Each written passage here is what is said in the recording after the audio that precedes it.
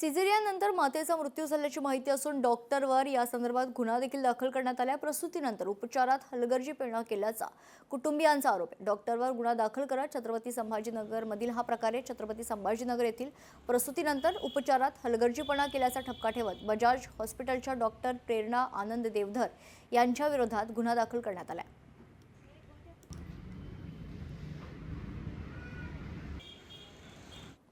पुढच्या आणखी एक महत्त्वाच्या बातमीकडे. वाशिममध्ये सिमेंट रस्त्यावर मोठमोठ्या भेगा आढळल्यात.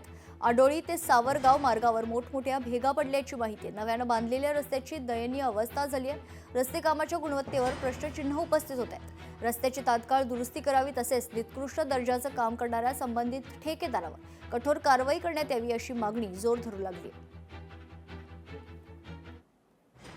सावरगाव जिरे रस्त्याचं जे सिमेंट रस्त्याचं 3 किलोमीटरचं काम झालेलं आहे. हे काम अतिशय खराब असं काम.